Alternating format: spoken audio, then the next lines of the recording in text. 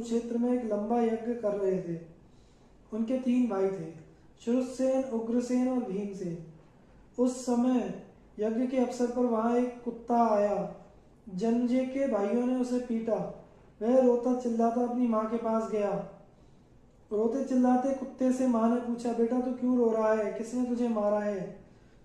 उसने कहा, माँ मुझे जन्मेजय के भाइयों ने पीटा है। माँ बोली, बेटा तुमने उनका कुछ ना कुछ अपराध किया होगा। कुत्ते ने कहा, माँ ना मैंने भविष्य की ओर देखा, ना ही किसी वस्तु को चाटा। मैंने तो कोई अपराध नहीं किया। यह सुनकर माता को बड़ा दुख हुआ और वह जन्मेजय के यज्ञ में गई। उसने क्रोध से कहा, मेरे पुत्र ने भविष्य को देखा तक नहीं, कुछ चाटा भी नहीं, और भी इसने कोई अपराध नहीं किया, फिर इसे पीटने का कारण? जन्मेजय और उनके भाइयों ने इसका कोई उत्तर नहीं दिया।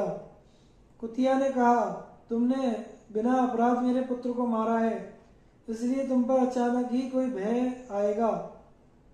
देवताओं की कुतिया शर्मा का यह शाप सुनकर जन्मेजय बड़े दुखी हुए और घबराए भी। यज्ञ समाप्त होने पर वे हस्तिनापुर आए और एक योग्य पुरोहित ढूंढने लगे जो इस अनिष्ट को शांत कर सके। एक दिन वे शिकार खेलने गए। घूमते घूमते अपने राज्य में ही उन्हें एक आश्रम मिला। उस आश्रम में श्रुतश्रवा नामक ऋषि रहते थे। उनके तपस्वी पुत्र का नाम सोमश्रवा था।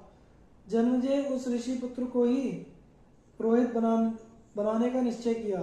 उन्होंने सोमश्रवा ऋषि को नमस्कार करके कहा, भगवान आपके पुत्र मेरे पुरोहित बने। ऋषि ने कहा, मेरा पुत्र बड़ा तपस्वी और स्वाध्याय संपन्न है। यह आपके सारे अनिष्टों को शांत कर सकता है।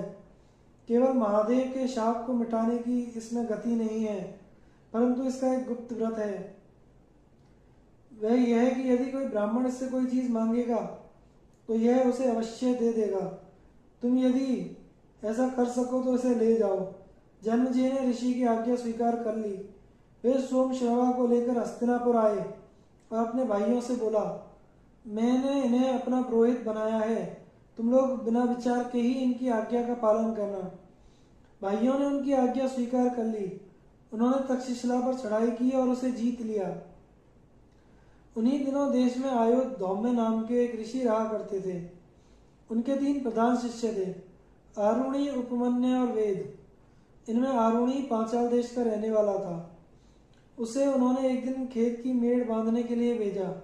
गुरु की आज्ञा से आरुणि खेत पर गया और प्रयत्न करते करते हार गया, तो भी उससे बांध ना बंधा। तब वह तंग